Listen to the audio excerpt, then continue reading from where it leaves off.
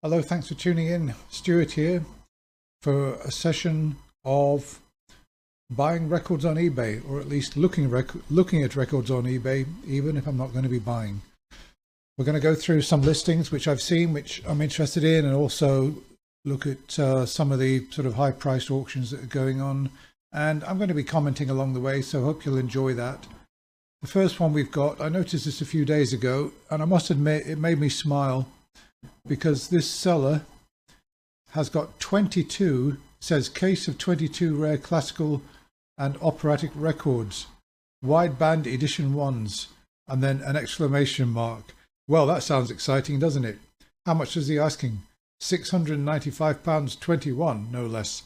Let's have a look and see what he's selling. Okay, well, we've got a wideband Decca there out of his jacket. I can't really see what it is. Next, we've got a record which I must admit, I haven't really seen that before. What everyone should know about music. That sounds interesting, doesn't it? Ernest Answer May. Yeah, I can't quite see the number there, SXL number. Now, I don't know that record, but it sounds to me something like, I don't know, I think Yehudi Menuhin did a record on an ASD, a white and gold ASD, and it was like a collection of different pieces of music to show off each instrument of the orchestra. I mean, kind of interesting, but not collectible at all. So I wouldn't rate that at more than about sort of 10 or 20 pounds. Let's keep going. All right. This is a stereo Mercury, one of the most common Mercuries there are, and I wouldn't pay more than about £5 for that particular one. We've got Menuhin playing Brahms. That's not really desirable. You know, £20 for a mint copy, £20–30 maybe. Berlioz Symphonie Fantastique, Beecham. Again, that's a fairly common record. That's not really worth much. Di Stefano, Neapolitan Songs. Sorry, nobody's going to want to pay more than about £5 for that. Birgit Nielsen, that looks like a mono. Tchaikovsky Opera. I'm sorry, I mean, that's unusual, but it's not really worth much. Genesi, I don't know that record. Abby Simon playing the piano, that looks to me like a mono ALP, not worth much. Beethoven Symphony Number 5, Kleiber, that won't be worth much. Just you know, that's quite a common record and not really desirable. Okay, we've got is that Menuhin, sorry, it's that Heifetz there playing Mozart, but the RCA jacket looks like a mono, and it looks like the jacket's in absolutely dreadful condition. Bergonzi, that's an SXL 2000, but even in absolute mint condition, that's not worth more than about £20–30. Mozart, Neville Mariner, that's a £3 record. So, wow, is that what he's selling for £695? Okay, he's taken all the records out of the jackets, and well, big deal. I mean, I don't know where he's come up with that price, but I'll tell you something. I mean, for the whole lot there, I wouldn't pay more than £50, all right? And that's the absolute truth. Let's see what he says about them. A case of 22 rare classical records. Okay, some of these are fetching good money individually, but I prefer to sell these to a collector who can fully appreciate the music. Oh, this is just laughable. Okay. All right, okay, well, forget that. That is never going to sell for that. I mean, anything like it. Look, I mean, look at them. £695. Come on, don't make me laugh. All right, let's have a look at something else. Yeah. All right, I found this interesting because you've got all the Mozart piano concertos, Geza Ander. This set, these came out in the 60s.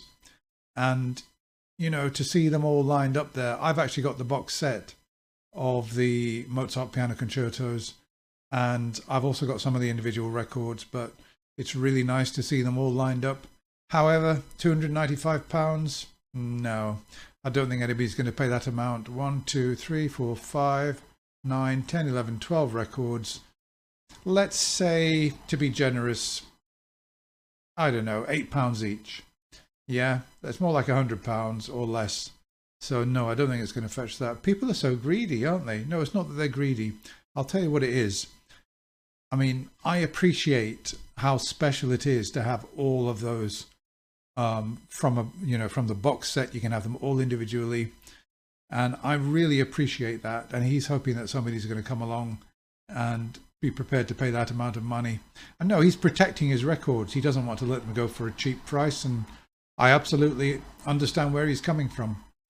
And if he loves his records so much that he wants to charge that much for them so that nobody will buy them, then why not just keep them and enjoy them? Okay, let's move on then. Right, so here we have the auctions. So these are the auctions on eBay for classical records. Let's have a look at what interests me. So again, I like to see sets. Very attractive set, this. Very attractive, Oistrakh and Oberyn playing the Beethoven violin sonatas. And, you know, very desirable. I think that these are actually monos. Yeah, they're all monos. I'm not actually sure if they're available in stereo, but I must say that I do like that set. But again, as with the Mozart, in my opinion, that's too much money. $305. I'd say about $25 a record. 1, 2, 3, 4, 5. So what? $125 for those. But yeah, it's nice to see those all together. Okay, let's have a look and see what we've got, see what catches my eye. Yeah, this one sort of caught my eye because I'm interested in collecting violinists. I don't know this particular violinist. This is a Supraphon. It's mono. I don't know whether there's a stereo available, but I'm potentially interested in that. So yeah, I've just click on the heart so that I can remember it. Actually, the funny thing about this one is this violinist, I'm sure that's not his normal stance. I'm sure that's not normally how he would play. I think that he's just doing that for the photograph because, I mean, his shoulders are all crunched in there and his, you know, I mean, he doesn't look comfortable there at all. Not that I'm a violinist or anything, but, you know.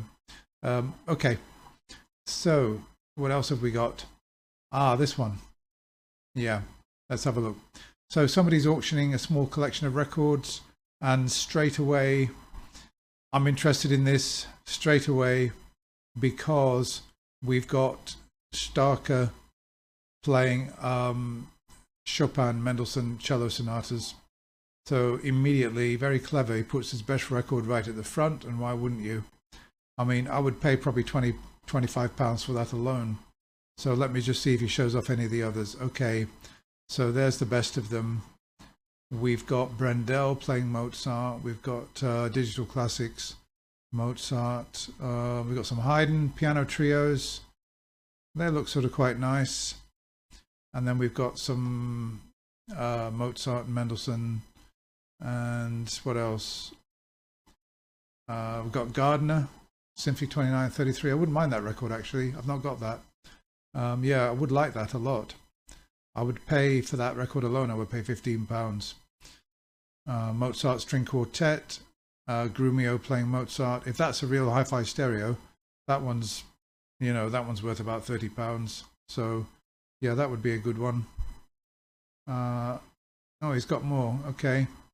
Now this is a good one. Yeah, I like that. Sarasate, dancers, Spanish dancers, and that is Ruggiero Ricci. I would like that record. I definitely would like that. Yep. That is, I mean, that's potentially worth a bit of money, that one is. And we've got Britain and Rostropovich. Yeah, there's some good records here, actually, to be fair. Yeah, some very good records. I've got a London there with Roger Williams. I don't think that's just easy listening, I think. We got Mozart. Now, the thing is, are these wide bands or what are they? Edition ones? That's the problem. I mean that record alone, this one here, that fetches big money. This Sinfonia Concertante K364 with the Oistrakhs. So yeah, some excellent records here. I'm not even going to probably bother bidding because I think this collection will go for actually quite reasonable money. The only problem is, yeah, he's not saying what they are in terms of. I'll have to put a heart again. I'll have to. Yeah, you see, 13 people are watching that. I'm watching it too, so I might put a bid in there. I mean, even if those are narrow bands, that, you know, like the Oyster, it's, you know, it's got to be worth. I would think that will go for at least £100 actually, at least. Some good records. Let's keep going, see what else we can find here that looks interesting. If you want a great magic flute to listen to, this is the one, the Klemperer on an EMI Angel. It's not the early White Angel, it's the next label along, the dog stamp. But if you want a great magic flute to listen to, in my opinion, that's the one. That's Lucia Pop playing the Queen of the Night in her best voice ever. Gundula Janowitz, it's an absolutely star-studded cast. Schwarzkopf. Actually, oddly enough, Schwarzkopf, she normally only plays prima donna roles. In this opera, she's playing one of the three servants to the Queen of the Night.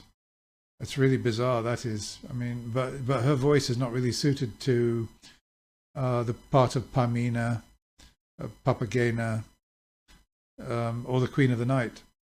So yeah, she's playing that part, which is, yeah, but no, it's an absolutely, I mean, if she's playing a bit role in this opera, that really is the, I mean, for me, that's the best magic flute ever recorded. So I've got it on CD. I think I've got it on record somewhere. Okay, so what else have we got? Oh, right. We got the Complete Haydn Symphonies. And that is going for, well, £25. Well, yeah, we'll probably fetch that, but probably not much more. Yeah, we've got an interesting one here.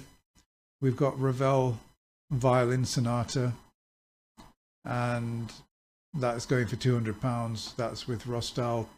I've never seen that record. I think it's really interesting. German pressing and everything, the early Tulip label. I'd love to have that, but I don't have the £200. Well, I've got the £200, but you know what I mean. I haven't got £200 to spend on that particular record. There are other things I would rather buy. Let's keep going for a few more minutes and then I'll sign off. I'm just going through these to see anything that catches my eye. Something will probably catch your eye that doesn't catch my eye, just because we're interested in different things. Lots of DGs here. Yeah. Oh, this one looks like this looks like it's from the same seller as that other one. This looks interesting too. He's got some good records, hasn't he? He's really scored. This, I don't know whether he's a dealer or a collector, but you know, this is the kind of nice looking collection that you always hope you're going to get in, but you don't. You know, nowadays, or I mean, not just nowadays, but even then. I mean, look at that, Mahler 9, 2 record set on Columbia. Yeah, it's a nice looking group of records. So he's got another auction going here, which I mean, some of these auctions I don't bother bidding on because I just know that they're going to go for too much money, more than I'm prepared to pay. So, okay, let's just, okay, let's have a quick look. Let's filter it down to the highest prices. So, highest price records, classical. What have we got? Okay, we've got for £11,000, 638. That is unbelievable. What is that? That's a 45, and he's playing Schubert, Chopin, Couperin, 100 limited copies, rarer than Mozart in Paris. This album is original Japanese recordings from 1950. Okay, I don't have the knowledge to comment on this one. I'm gonna watch that record. I'll be absolutely amazed if it goes for that amount of money. Okay, so we've got Milstein here. That looks interesting. 2,300. I'll favorite that one. See if that one sells. Oistrakh. We've got playing some encores, I think. That looks interesting. And we've got Kertész SXL 2289. From what I've seen, it doesn't sell for that amount of money. It sells for more like £600 or £700. So, and we've got Fournier here. Let's have a look at this. I've got the later archive three record set. In fact, I'll just show it off to you. Just bear with me a moment. I'll just show this off. So I've got this set, yeah, which is very nice actually. It's Fournier playing the Bach cello suites. I bought that a while ago, and it's in beautiful condition. It sounds fantastic, glorious analog sound with the cello and everything. And I think this is the original. Mine's the reissue. This is the original. Okay, I'll watch that one and see if it sells for that amount. I don't think it will. Let's have a look. So lots of records going. I mean, look at this one. Somebody's asking £700 for that, but why? What is it? Albinoni. It's an import on Erato. Well, I'm sorry, but unless there's something that I just don't know about these Eratos, I've never known any Erato to fetch more than about £10. So especially Albinoni, and who's playing? It's just, it's just some concertos. I think that's just somebody who just hasn't got a clue. I've got no idea why they're selling it for that amount of money. Okay, so there are some 78s here. I don't know anything about 78s at all. So this one looks interesting. This is an LP, and it's Christian Ferras playing sonatas and partitas 1 to 3. I like this record. I like it a lot. There it is sitting on the user's turntable, and that turntable is called Airtight, which I'm not familiar with, but it looks nice on the turntable, doesn't it? Yeah, I mean, I like the record. I like it a lot. I'd love to have it, but not for that amount of money. I mean, I'd probably pay about £30 or £40 for it at the most, but maybe it's worth more than I think it is. So let's favourite that one, and we'll see if that sells. We've got here Mendelssohn and the violin concerto and the great Brooks Scottish Fantasy, Campoli. The jacket looks a bit tatty there, so don't know if that will sell. Yeah, we've got one here which amused me a bit. The Four Seasons on Philips Digital Classics, Salvatore Riccardo, going for $800. Wow, that is not gonna. That is just laughable. That's just not going to sell. I mean, Riccardo is not even a collectible violinist. Okay, we've got Bobesco here. Oddly enough, I've never actually seen a photo of Bobesco. There she is, Lola Bobesco. And she's quite a sought-after violinist. And this is a Franck violin sonata and Poulenc. But, it's a 5 LP box set in digital on Philips. Looks interesting. Is that a Japanese pressing? Looks interesting, but again, I don't know whether it will fetch that amount. I'll just favourite it and see whether it sells. Okay, well, oh yes, and here is the great Peter Maag, and for me the greatest recording of the Scotch Symphony on SXL 2000. Great record, and well, it may well fetch $600. It may well do if it's in really great condition. So yeah, but you can get the reissue on Ace of Diamonds and listen to the Mendelssohn Scotch Symphony, and it sounds virtually as good on the Ace of Diamonds. So if you just want to listen to the great performance, there's no need to pay that amount of money. Okay, well, I think that's it for now. I'll give you an update maybe on the next video to tell you how some of those fared and whether they sold. But thanks a lot for watching, and hope you enjoyed that. Bye for now.